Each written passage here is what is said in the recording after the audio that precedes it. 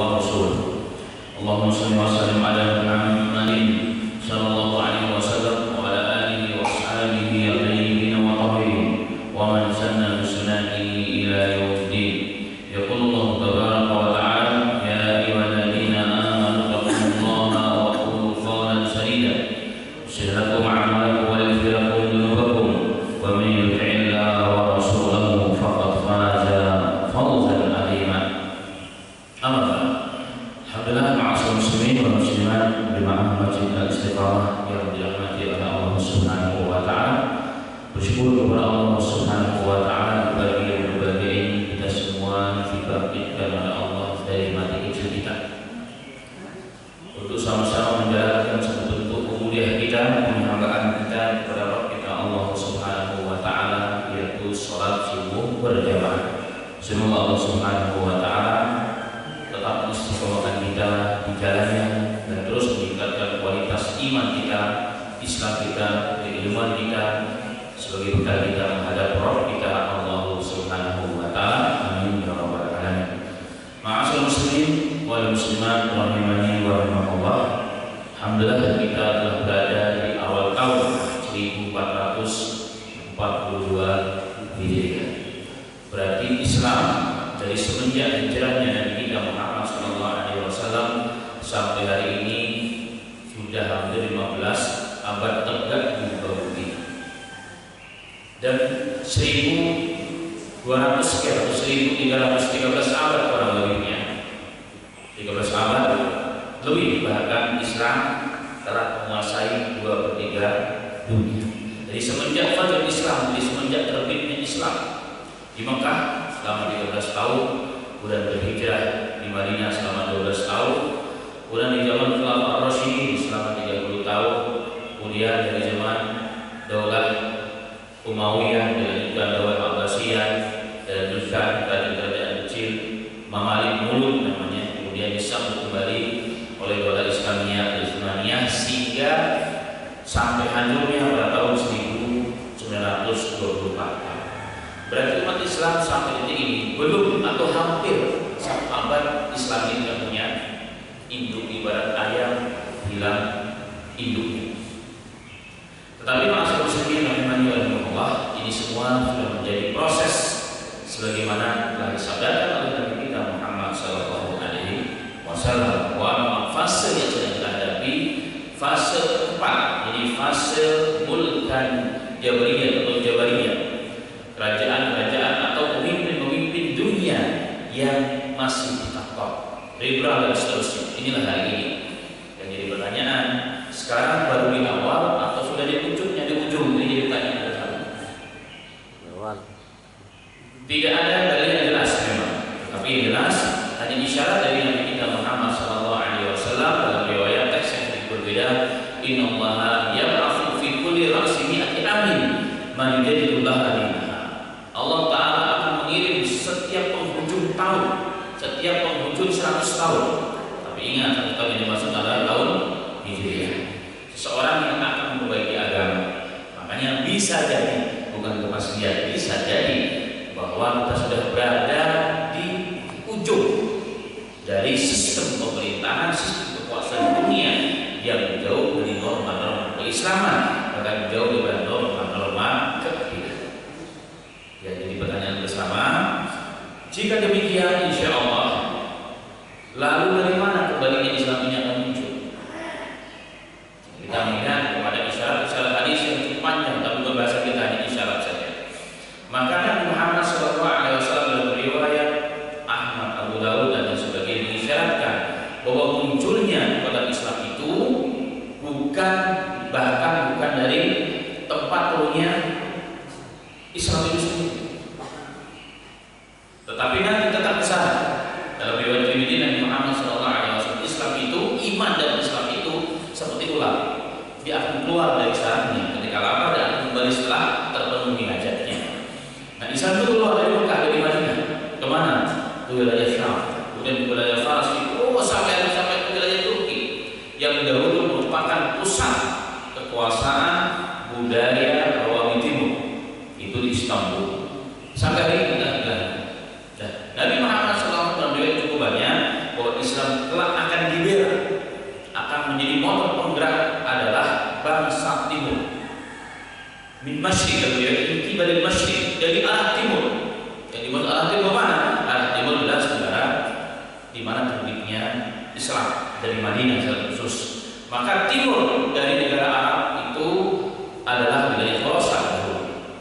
Khorasan maksudnya adalah Afghanistan, Pakistan, India dan seterusnya. Tapi kata ulama ini telah lewat.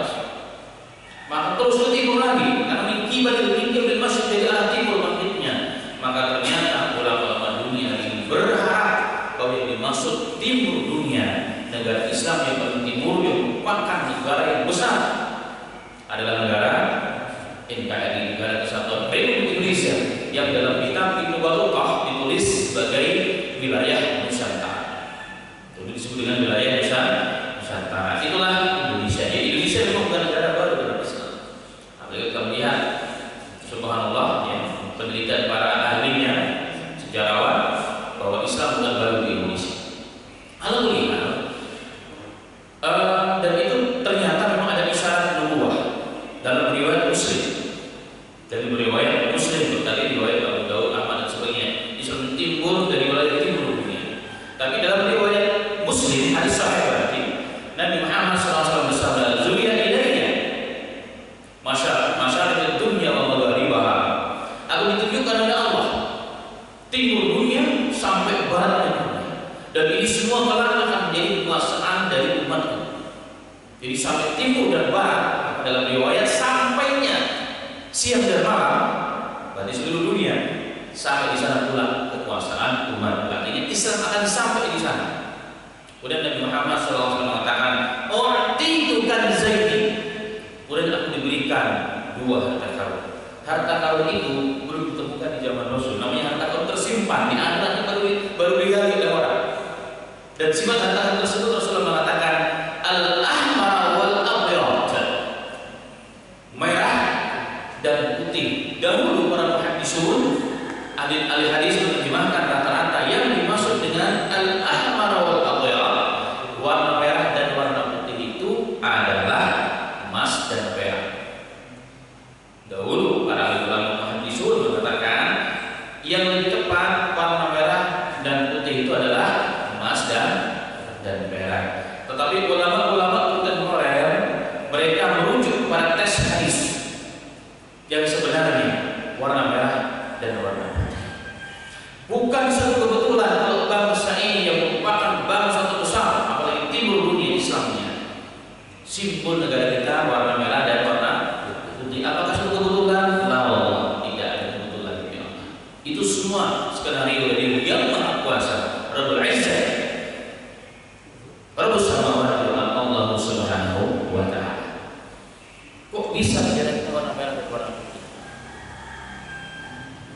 Siapa yang mempersiapkan ini? Itu adalah ilham dari Allah. Lalu siapa? Pendiri bangsa ini, para ulama kita dan berjauh. Maka diharapkan, ternyata ini seluruh dunia mereka berharap bahwa Indonesia lah menjadi motor penggerak kebangkitan Islam yang kedua di akhir zaman ini. Karena Al-Quran Allah mengatakan dalam surat Al-Imran, "Wa tilkal ayyamu dawiluha bainan nas." Itulah hari-hari yang diputar oleh Allah, sejarah diputar sesungguhnya. Dan setiap bangsa-bangsa dunia telah mempunyai giliran di muka bumi ini menjadi pemimpin dunia. Arab telah dapat gilirannya. Ya, negara Syam telah dapat gilirannya. Bahkan orang Parsi telah dapat gilirannya, orang Arab gilirannya. Yang belum, karena mereka adalah bangsa Melayu, yang belum mendapat giliran untuk memimpin dunia ini dalam kacamata Islam adalah bangsa Melayu. Padahal bangsa Melayu bukan Islam yang baru, Islam yang lama sesungguhnya.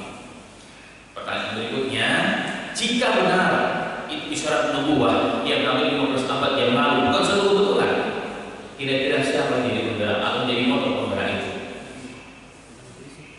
Saya dan minimal orang-orang yang lain setelah kita, maka mari kita pantaskan diri kita agar menjadi orang atau minimal orang tua yang telah akan menjadi pejuang motor-motor penggerak kebangkitan Islam. Amin ya rabbal alamin. Saya segera penerima karena Google itu sudah saya tahun awal tahun, ya,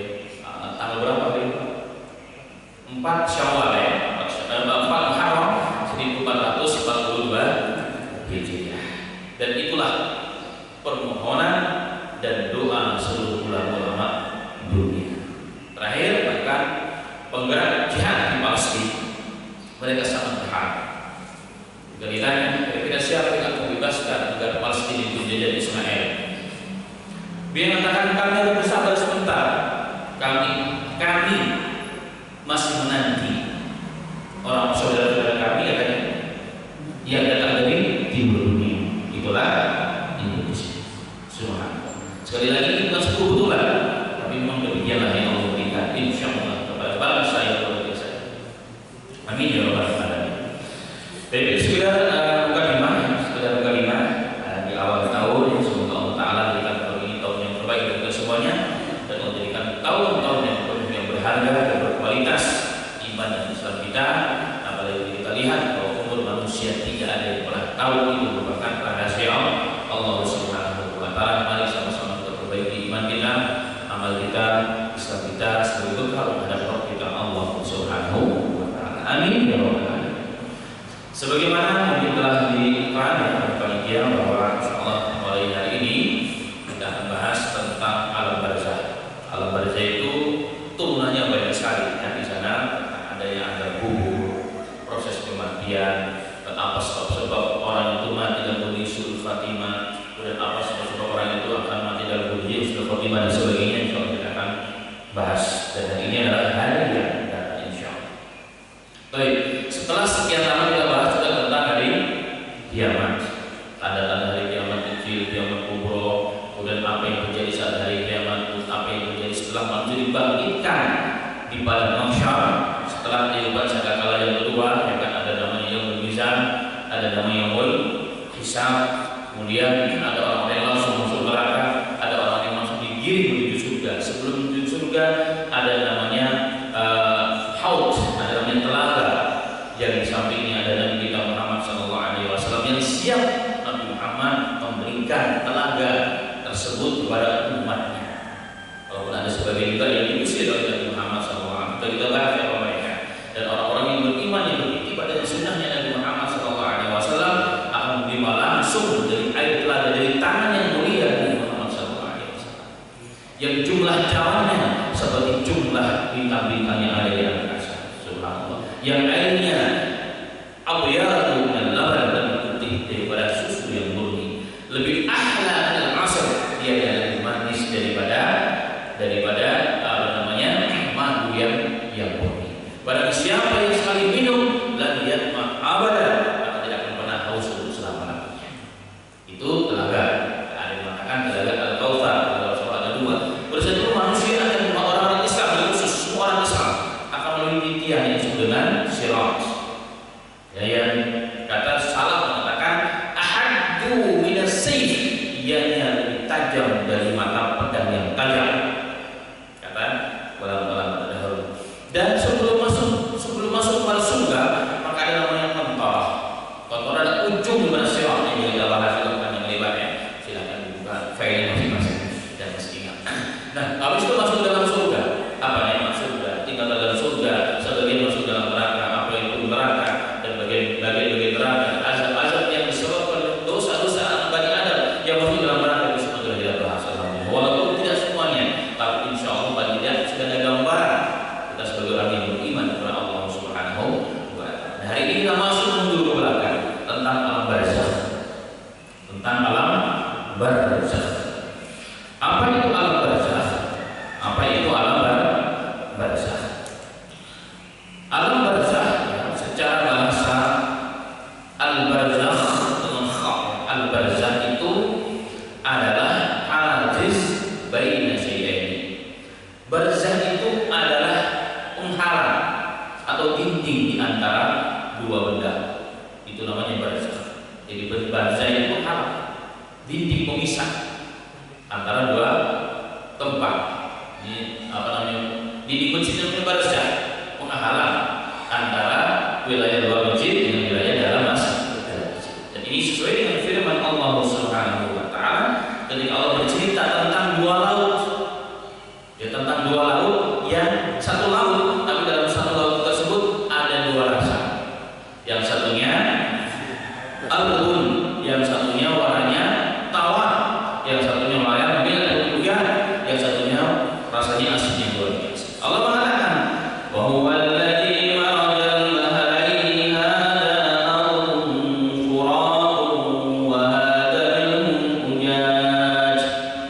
وجعل بينهما برزخا وحجرا محجورا. Allah mengatakan wa huwa alladzi marajal bahraini, dialah Rabb kita, Rabbus samawati wal ardh, yang membiarkan dua laut mengalir. Ajibnya adalah apa? Hada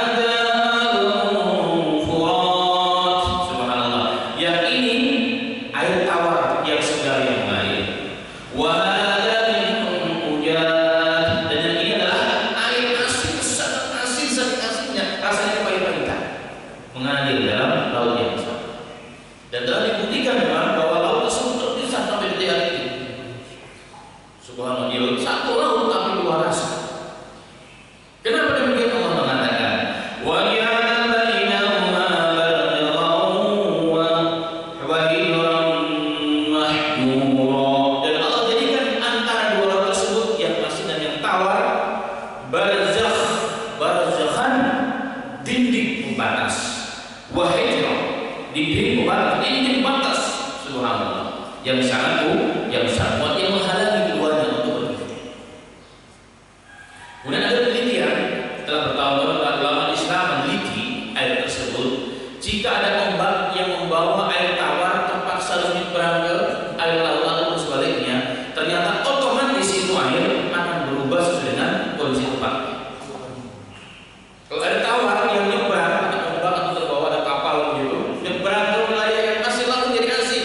Begitu juga yang asin apabila nyebrang ke wilayah tawar langsung jadi tawar. Kalau kita tanya pada diri kita dan kita semuanya, siapa yang mempunyai teknologi yang maha sempurna? Apakah tiba-tiba seperti itu? La, Allah tidak, demi Allah. Allahu Rabbus samawati, Allah Tuhan semesta alam, Tuhan langit dan bumi lah yang menciptakan teknologi yang sangat sempurna, karena menciptakan maha sempurna Allah Subhanahu wa taala. Marajal bahraini yaltaqiyan bainahuma barzakhun la yabghiyan. Sama sebabnya. Ya, ada dua, Allah membiarkan dua laut mengalir.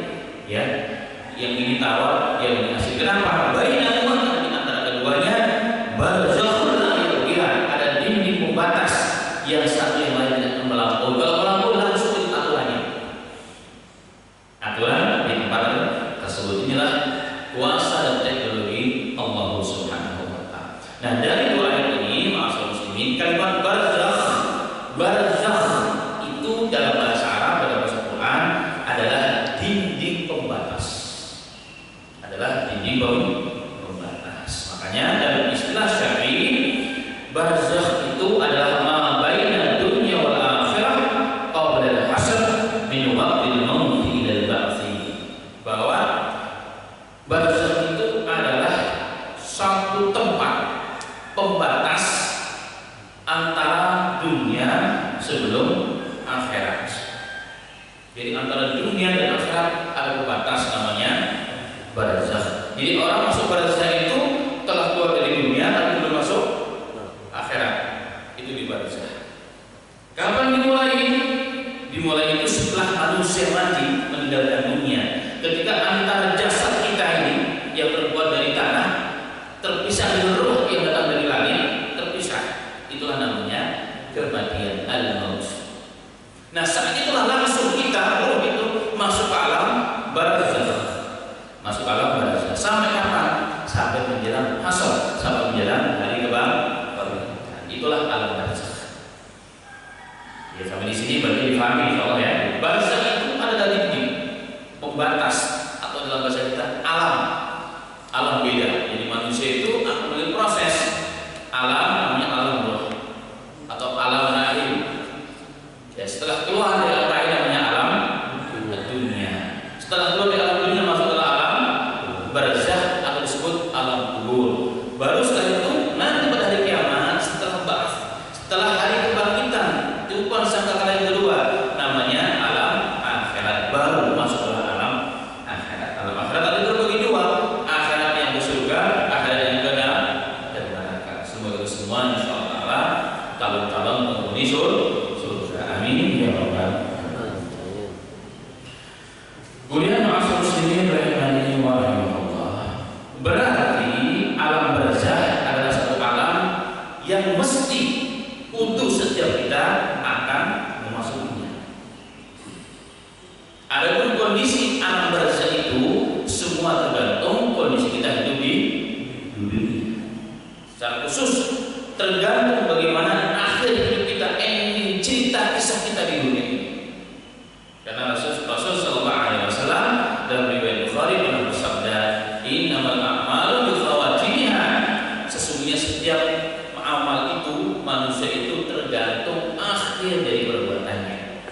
Dan manusia itu akan dimatikan, diwafatkan sesuai dengan kebiasaan yang dilakukan selama hidupnya. Kalau insya Allah selama hidupnya rajin ke masjid, rajin ikut taklim, urusin masjid, taat dan seterusnya, maka kita berharap kepada Allah, insya Allah kita diwafatkan juga dalam kondisi dalam hal yang seperti itu. Karena usia apa? Yang baik. Itulah yang disebut dengan husnul khatimah. Tetapi sebaliknya orang-orang yang memang tidak baik, orang-orang yang tidak baik, orang-orang yang tidak baik, betul-betul tidak baik di mata Allah, di mata manusia, maka betul juga dia akan dimatikan oleh Allah Subhanahu wa Ta'ala.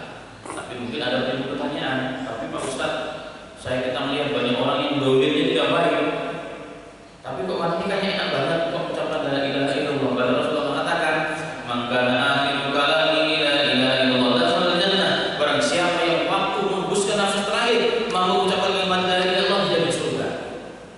Jawabnya itu rahasia Allah, gak ada yang mana tahu rahasia tersebut. Tapi yang jelas Allah telah mempunyai kaidah yang gak diingkari oleh Allah, bahwa Allah tidak pernah menyia-nyiakan perbuatan amal baik manusia jika benar adanya seperti itu, bukan munafik.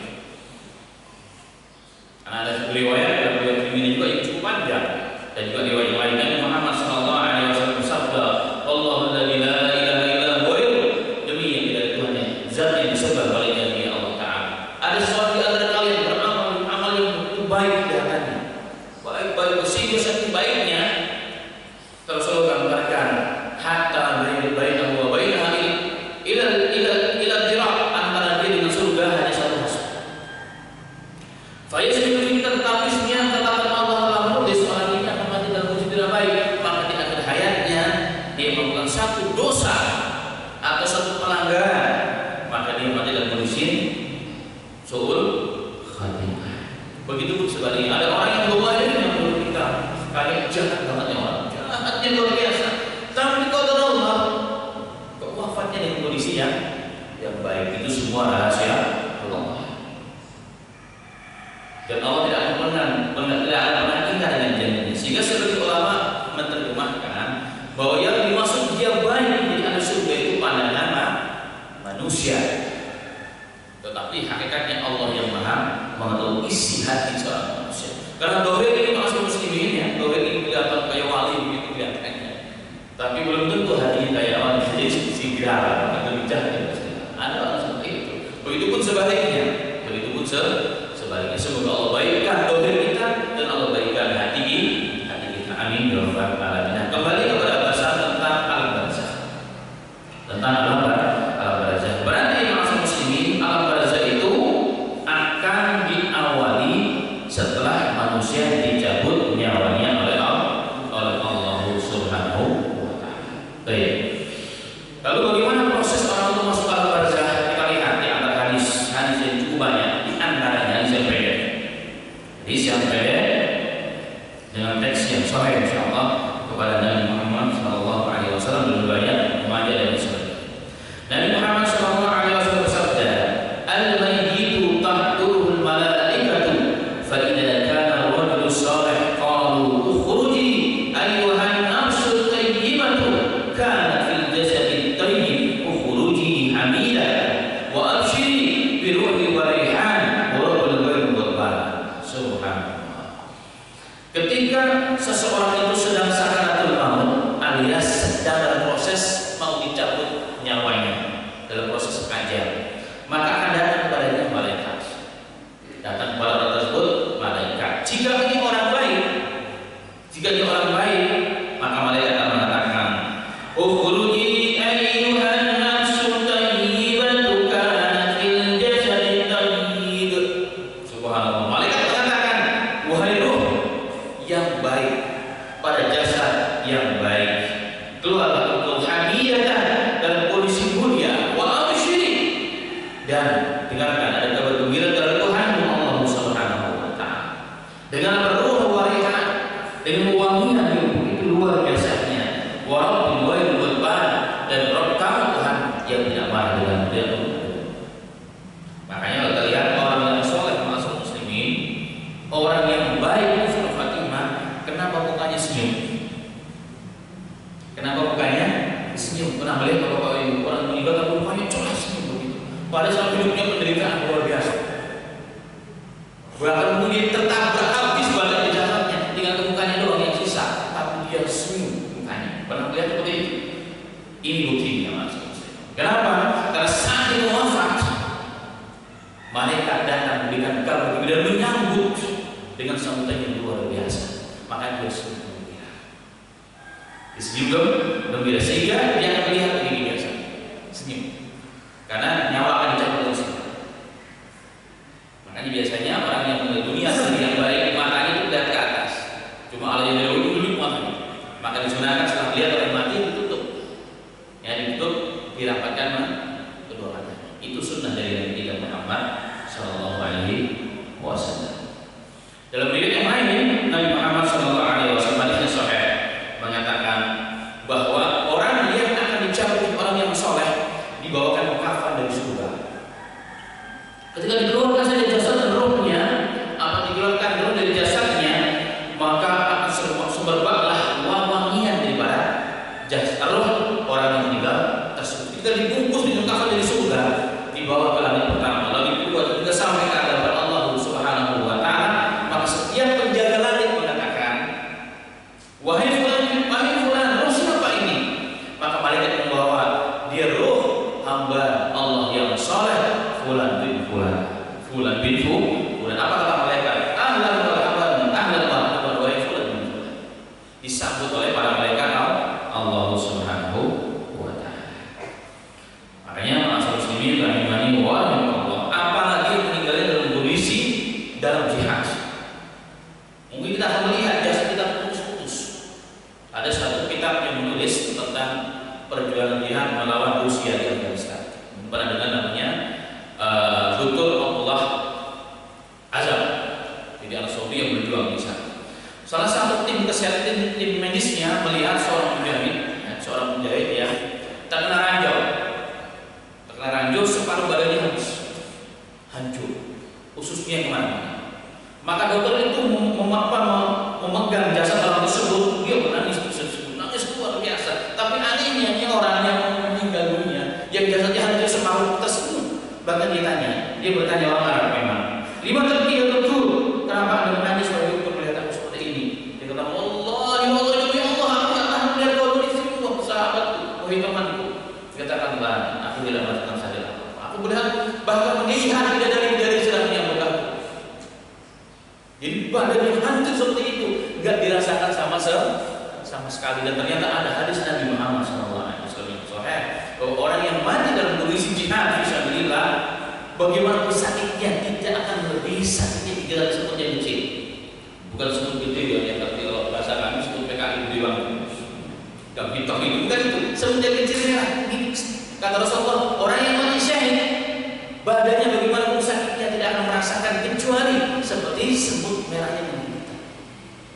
Makanya subhanallah kita lihat orang-orang dahulu yang mati digantungkan kan mempertahankan Islam, tidak sedikit pun merasakan kesakitan, bahkan tetap senyum. Seperti bagaimana tadi hadis Nabi Muhammad SAW, semua diwafatkan oleh Allah Subhanahu wa taala dalam husnul khatimah dan mati dalam kondisi syahid di jalan Allah Subhanahu wa taala. Jangan takut pak rasanya, enggak ada rasa sakit di hadapan Allah Subhanahu wa taala. Itulah proses. Ya, makanya setelah itu karena Nabi Muhammad SAW, maka kafan tersebut, maka kafan yang isinya adalah ruh dibawa di hadapan Allah Subhanahu wa taala. Kemudian kata Allah Subhanahu wa taala, masukkan ke dalam iliyyin atau ilijun. Makanya Allah mengatakan, kalla inna kitabal abrar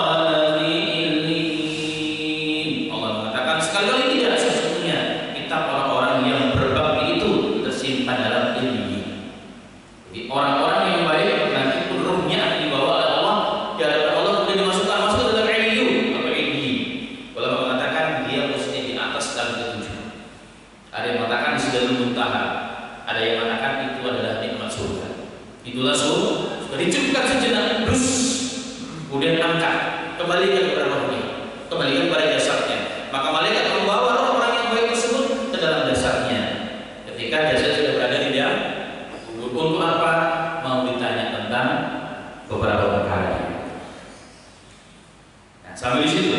Nah, sebaliknya, ya, sebaliknya orang yang tidak baik, orang yang tidak baik jasadnya, ya, ketika dipisahkan dengan rohnya, kata Nabi Muhammad SAW diibaratkan seperti sahut, seperti bulu domba yang basah, yang dijemur di atas apa namanya besi-besi, yang ujung besinya tersebut ada campurannya kayak panci, udah pada nancep, ditarik.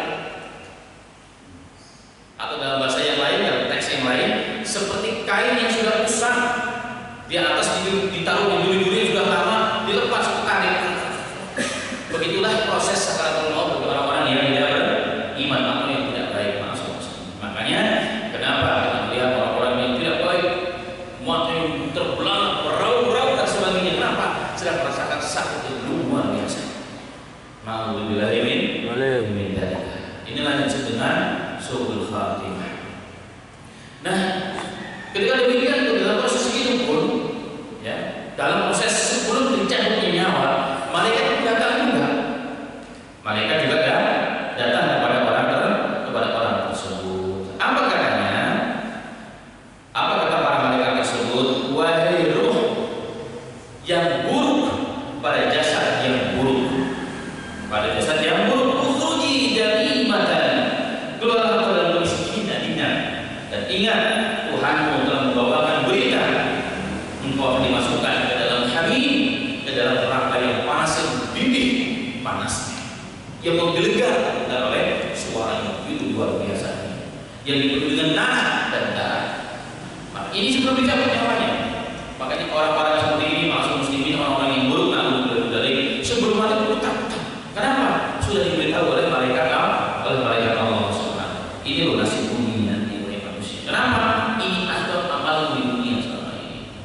Kalau sudah dibilang oleh guru, oleh ustaz, oleh kiai, oleh tetangga, oleh saudara, jaga saudara, jangan korupsi, jaga amanah negara. Kamu sia-sia itu amanah. Inilah balasan untuknya. Makanya sebelum mati pun ketakutan, mau diselimutin 7 lapis kain walaupun terasa begitu ketakutan. Kenapa? Bukan jasadnya yang dingin, hatinya yang ketakutan akan agama Allah Subhanahu wa Ta'ala.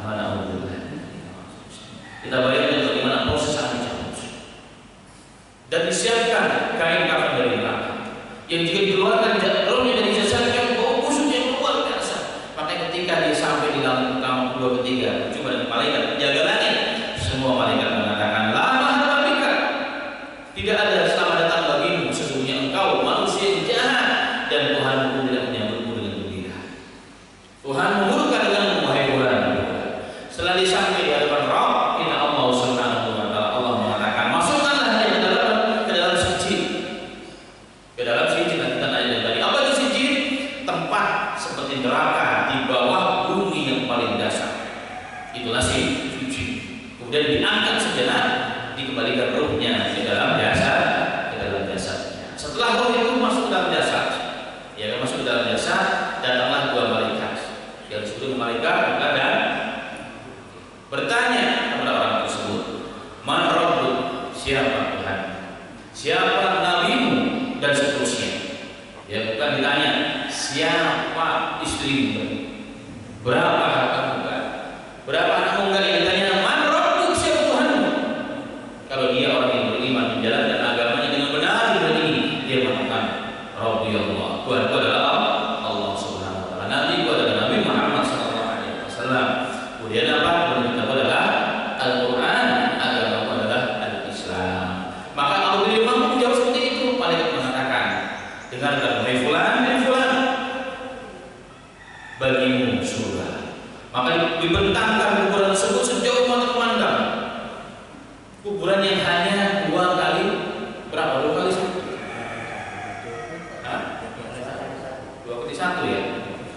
tiba-tiba dibentangkan oleh Allah, pintu masuk sejauh mata memandang, seperti dalam taman-taman surga. Dia mencium bau surga, nikmat surga ditampakkan. Subhanallah.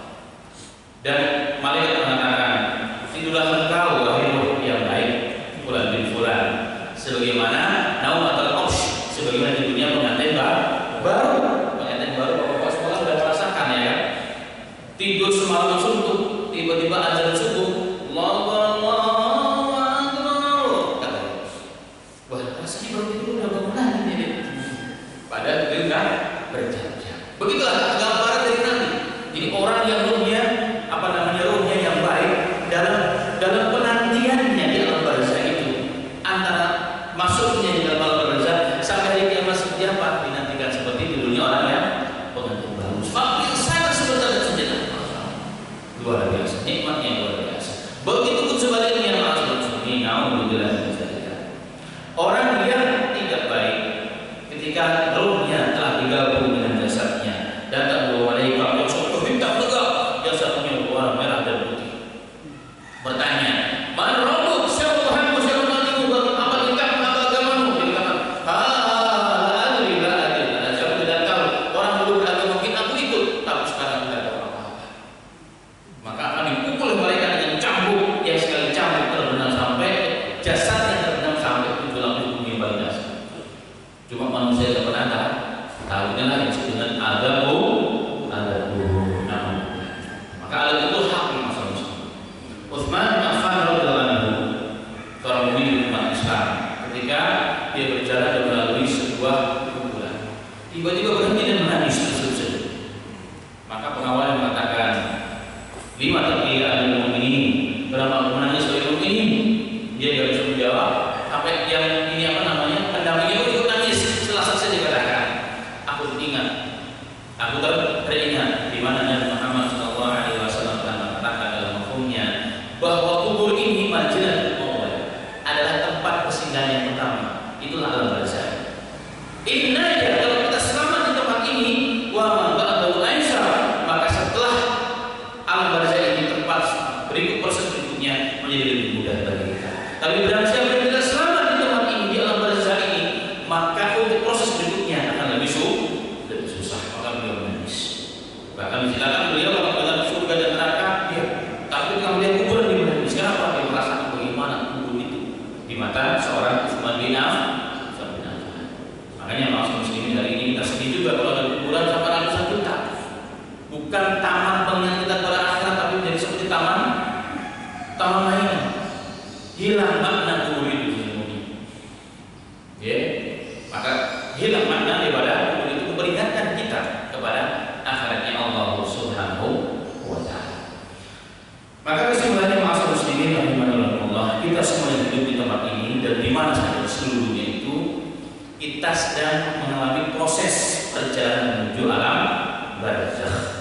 Orang yang akan selamat, orang yang akan masuk kaplingnya orang-orang yang baik adalah orang-orang yang hidup di dunia baik, kemudian diwafatkan dalam kondisi baik. Dan orang yang akan masuk dalam kaplingan barzakh yang tidak baik, bersama mujrim, bersama penjahat yang tiap hari akan diazab oleh Allah Subhanahu wa Ta'ala, adalah orang-orang yang selama hidupnya tidak taat kepada Allah dan mengikuti sunnah Nabi Muhammad SAW sampai akhir hidupnya.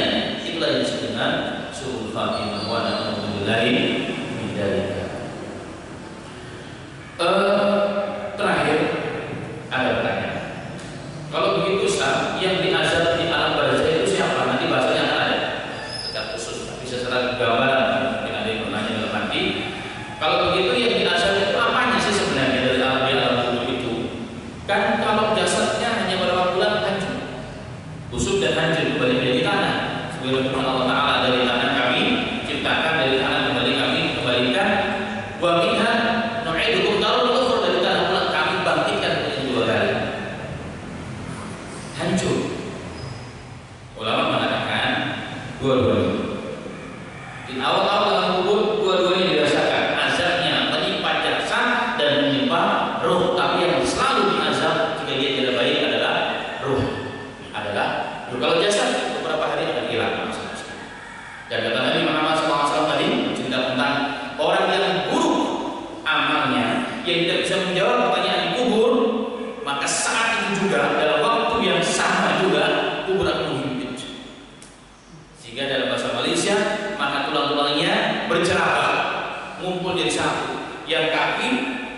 menjadi satu kumpul kami. Dan itu bisa dibuktikan. Saya pernah melihat langsung. Bukan azabnya, bekas azabnya. Jadi teman kita yang meninggal dunia yaitu di Pakistan, dia sedang menghafal Quran, ya semacam diangkat lah begitu. Nah di sampingnya itu orang Syiah. Pada kuburan yang saudara kita ini biasa aja dengan tanah saja. Jangan sampai dibangun masuk orang Syiah. Beberapa waktu kemudian waktu kami kuburkan belum ada. Waktu kami balik beberapa bulan kita lihat pas sudah ada kuburan dan hancur kuburan itu. Dan di sana kuburannya nggak seperti tempat kita. Jadi caranya itu tidak sehingga kalau hancur karena hujan turun maka kelihatan tulangnya. Luar biasanya adalah antara tulang kaki dan tulang kepala dan badan jadi satu. Jadi bertanya siapa yang kumpulin? Ada orang yang boleh bisa nggak ada kan? Mungkin orang dulu ke bawah kumpulin jadi satu. Jadi kelihatan banget kayak kasih himpit antara tulang kaki dan tulang kepala itu. Itulah yang dimaksud dengan dihimpit, disempitkan alam kuburnya oleh Allah Subhanahu wa Ta'ala. Semoga itu semuanya diselamatkan oleh Allah Subhanahu wa Ta'ala dari alam barzakh dan azab kuburnya Allah Subhanahu wa Ta'ala, dan insyaallah menjadi bukan menjadi taman, bukan menjadi lubang-lubang neraka, tapi Allah jadikan buat kita semua insyaallah menjadi taman daripada taman-taman surga. Amin ya rabbal alamin. Demikian dari kita pada hari ini tentang alam barzakh, dan berikutnya ada alam kubur dan seterusnya, dan bagaimana sebab-sebab atau kiat-kiat yang menjadikan kita orang-orang yang husnul khotimah atau sebaliknya. Insyaallah taala kita berikan kesempatan dan istiqomah insyaallah di hari ini. Demikian. Kembali dahulu kepada pembacaan. Alhamdulillahirabbil alamin. Terima kasih banyak kepada Ustaz yang telah menyampaikan banyak tentang alam barzakh.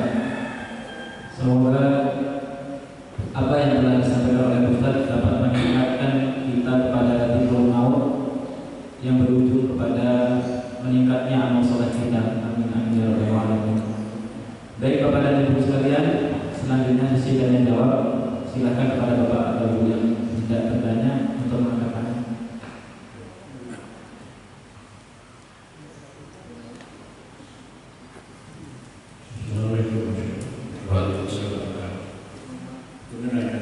Antara alam barzakh dengan alam akhirat berapa lama? Dari segi orang itu apa? Masing-masing manusia itu punya berbeda-beda atau berbeda?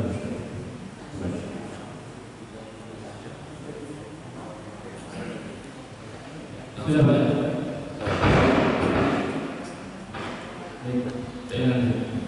Alhamdulillah, tentang alam barzakh. Alam barzakh itu berapa lama? Allah yang tahu. Yang jelas sampai ketika seseorang masuk ke dalam liang kubur sampai dibangkitkan kembali dari kuburnya. Itulah pada saat setelah hari kiamat yang disebut alam ba'ts. Itu hari ba'ts, hari kebangkitan manusia di alam kubur. Berapa lama Allah tahu. Tapi tidak perlu takut. Orang-orang yang beriman dan tidak dikatakan, maka dia walaupun sangat panjang penantiannya, tapi seperti apa? Seorang pengantin yang baru dibangunkan dari tidurnya rasanya. Nah sebaliknya dengan orang-orang yang mati usi suul khatimah, waktu yang sangat panjang, yang tidak terkira rasanya. Nah, sebagai gambaran saja Mas Muslim, orang yang sedang menanti, menunggu, walaupun setengah jam rasanya seperti seharian, padahal menunggu di bawah di ruangan yang ber-AC, ya kan? Di depannya ada TV, ada teh, ada kopi, tapi rasanya seperti satu hari, padahal cuma setengah jam. Apalagi dalam kondisi disiksa, macet di jalan yang menanti giliran, padahal cuma berapa detik bedanya. Tapi kan nggak salah, kenapa banyak orang yang nabrak? Karena nggak salah itu, padahal cuma berapa menit waktunya menanti. Kenapa? Menanti sesuatu dalam kondisi seperti itu. Wa na'udzubillah dari orang-orang yang diwafatkan oleh Allah Subhanahu wa Ta'ala asbab dosa-dosa yang tidak baik, maka dia mati dalam kondisi suul khatimah. Maka masanya terasa sangat begitu panjang, tapi nominal waktunya hanya Allah saja yang tahu. Itu yang pertama. Yang kedua tentang kondisi alam barzakh, itu nanti akan disebutkan dalam sebuah gambaran bahwa setiap manusia itu akan berbeda-beda kainnya. Tentunya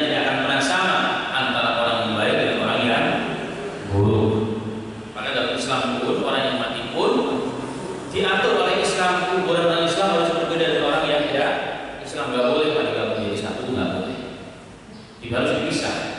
Harus dipisah dari orang Islam dan orang tidak Islam. Dan makanya banyak orang-orang yang berwasiat tadi kalau saya wakil tolong dikuburkan di samping Syekh Fulan, ingin berdampingan bertetangga dengan orang yang soleh. Orang yang soleh. Kenapa?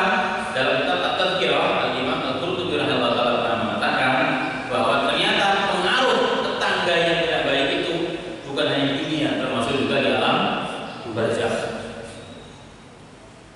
Punya pengaruh kan demikian. Nah,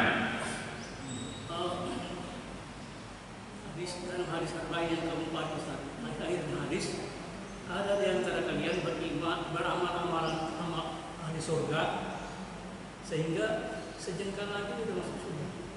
Tapi takdir mendahulunya sehingga dia beramal-amalan ahli neraka sehingga dia husnul khotimah. Sebaliknya juga begini Ustaz. Nah, gimana kita menghindari yang kayak gini? Kita udah berusaha istiqomah beribadah, tapi akhirnya takdir juga menentukan. Gimana Ustaz? Tentang hadis tersebut tadi saya singgung secara beberapa, secara umum itu ada beberapa tafsir dari ulama. Memang dari situ ada pemahaman namanya Jabariyah dan Qadariyah. Ya tentang mengenai bab takdir. Ada yang mengatakan manusia itu seperti wayang, tergantung dalamnya.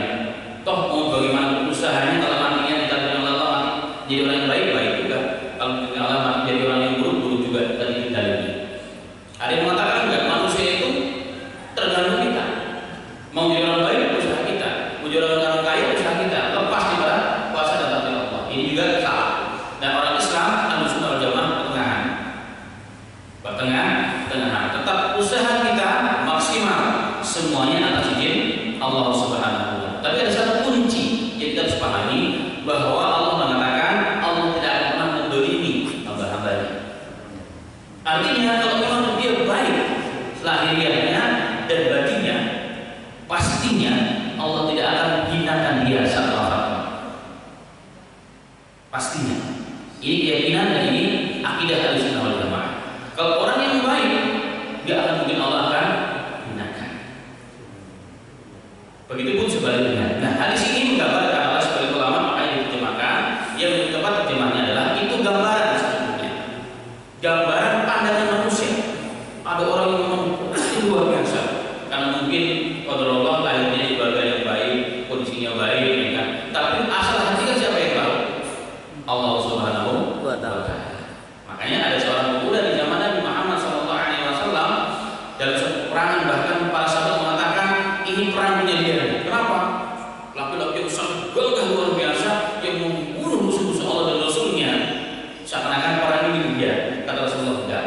Iya, gua min ahli nar. Dia termasuk ahli neraka. Loh kok bisa? Maka ada seseorang yang mendengar sabda Rasulullah tersebut terus mengikuti kemana orang tersebut. Memang betul, dia betul gagah berani membantai musuh-musuh Allah dan Rasulnya. Tapi sayangnya dalam proses itu tersangkut sedikit dia kena luka pedang atau mentombak sedikit di badannya. Dia merasakan sakit yang luar biasa sehingga dia tidak tahan. Apa yang dilakukan? Secara diam-diam ujung ujung pedang yang telah menebas banyak leher musuh Allah dan Rasulnya ditaruh di dada, gagalnya taruh di tanah, ditekan, ditancapkan sampai tembuslah dada. Bunuh diri di medan perang setelah membunuh musuh Allah. Dohirnya apa kata orang yang tidak tahu? Masya Allah, hebat di manusia. Sampai tembus dadanya, ditusuk oleh musuh Allah. Tapi yang tahu adalah Allah Subhanahu wa taala. Maka kebanyakan ulama menafsirkan itulah istiqomah sesungguhnya. Istiqomah itu biasanya memang kembali kepada isi hati seseorang itu. Maka dohir kalau Rasulullah mengatakan innallaha la yanzuru ila suwaikum wa la ila ajsamikum walakin yanzuru ila qulubikum wa a'malikum. Maka menjadi tolak ukur manusia bukan dohir. Dohir juga dohir, tapi hakikatnya di sisi Allah bukan dohir, bukan juga kita, tapi hati dan amal. Makanya ini maaf berkali-kali berapa banyak orang yang dohirnya seperti wali. Ya kita tidak menjadikan orang seperti itu, tapi ada orang yang bilang begini. Ada orang yang masya Allah seperti wali, terkenal baik di mana-mana, tapi hatinya ternyata busuk. Ada enggak? Kami sudah merasakan itu di mana? Mungkin Pak Dika sudah pernah ceritain. Kami bangun masjid sama-sama ya, pondok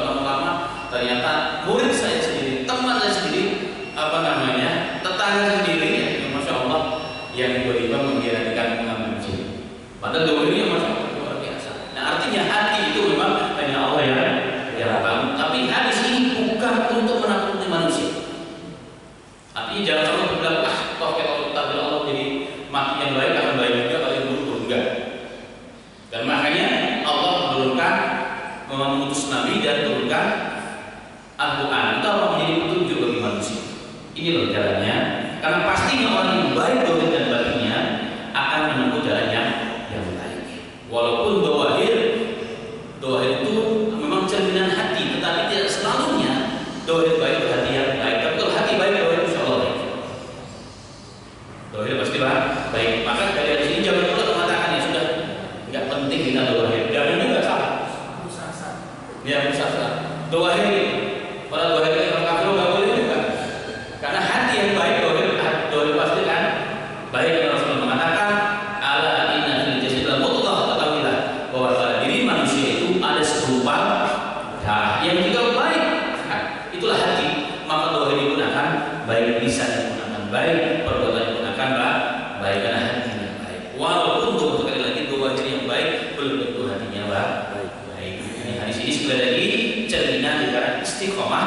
Yang kedua, hakikat seseorang di sisi Allah Subhanahu wa taala. Ini baik, ini buruk. Pasti sekali lagi penekanan akidah. Kalau kita baik, dohir dan batin di sisi Allah, Allah tidak akan pernah hinakan kita. Yakin. Kalau kita baik, Allah tidak akan pernah hinakan kita saat kita mati menghadap Allah Subhanahu wa taala. Ini janji Allah. Kebaikan semua. Demikian, semoga bisa menjawab. Bisa.